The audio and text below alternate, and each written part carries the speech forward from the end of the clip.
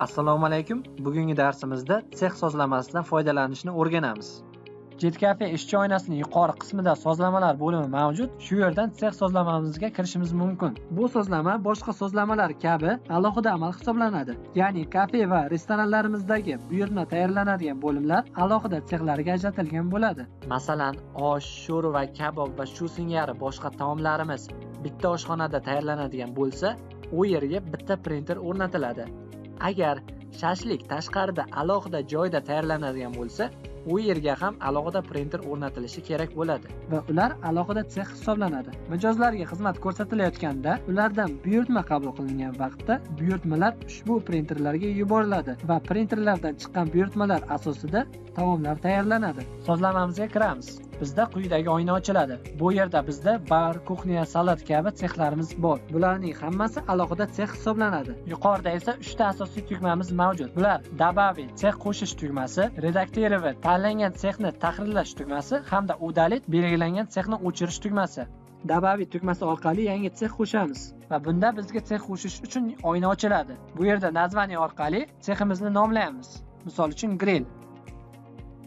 Настройка printeri seximizdagi printerlarning sozlamasi. Ya'ni har bir seximizga alohida printer qo'yishimiz kerak bo'lganda, shu printerni tanlashimiz kerak bo'ladi. O'zimizga kerak bo'lgan printerni tanlaymiz. Shu o'rinda agar printerni tanlamasak nima bo'ladi? Chek chiqarilmaydimi degan savollar tug'ilishi mumkin. Yo'q, chek chiqariladi. Faqat bunda shu kompyuterdagi по умолчанию qo'yilgan printerdan, ya'ni birlamchi qilib qo'yilgan printerdan chek avtomatik tarzda chiqariladi. Keyingisi pechatать zakaz с собой. Bu amalimizga galochka qo'yganimizda qanaqa yordam berishi mumkin?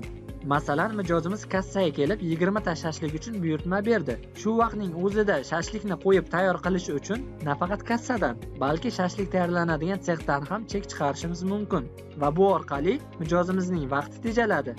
Agar yo'q, bunaqa qilish shart emas deb galochkani qo'ymaydigan bo'lsak, mijozga kassadan chekning o'zini chiqarib beramiz va u keyinroq chekni shashlik tayyorlanadigan sexga olib borib, bemalol shashlikni qo'ydirib, tayyor bo'lgach olib ketishi mumkin. So'ngra bu yerdan saqlanib tugmasini bosamiz. Ko'rib turganingizdek, yangi sex paydo bo'ldi. Endi bu sexni bemalol tahrirlashimiz ham mumkin. Buning uchun sex ustiga sichqonchani tugmasini bir marta bosib, redakировать tugmasini bosamiz yoki sex nomi ustiga sichqonchaning chap tugmasini 2 marta bosib, tahrirlash oynasini ochishimiz mumkin va bu yerdan o'zimizga kerakli bo'lgan o'zgartirishlarni kiritsak bo'ladi. Agar printerimiz o'zgaradigan bo'lsa, o'zgargan yangi printerni ham tanlab qo'yishimiz mumkin va bu yerdan uni saqlaymiz. Seximizni o'chirmoqchi bo'lsak, uning ustiga sichqonchani tugmasini bir marta bosamiz va удалить tugmasini bosamiz. Bu yerdan esa da tugmasini bosamiz. O'chirilgan sex shunaqa ko'rinishda bo'ladi. Agar sexni qayta tiklamoqchi bo'lsak, shu ishimizni takrorlashimiz kerak. Bunda o'chirilgan sex ustiga sichqonchani tugmasini bir marta bosamiz va удалить tugmasini bosamiz hamda yana da tugmasini bosamiz. Sex qayta tiklandi. Yana bir ma'lumot, kategoriyalarimizga yangi taom qo'shish uchun u taomni qaysi sexdan chiqishini belgilashimiz kerak bo'ladi. Bu quyidagicha amalga oshiriladi. Buning uchun istalgan stolimizga kiramiz va kerakli kategoriyani tanlaymiz. Misol uchun kabob. Va shu oynaning o'zida sichqonchaning o'ng tugmasini bosib, добавить tugmasini bosamiz. Ko'rsatilgan tartibda yangi taom qo'shishimiz mumkin bo'ladi. So'ngra sex qatoridan taomimiz chiqadigan sexni belgilab olishimiz mumkin. Masalan, kuxnya. So'ngra uni saqlaymiz. Shu tariqa sex sozlamamizdan to'g'ri foydalanish mumkin bo'ladi.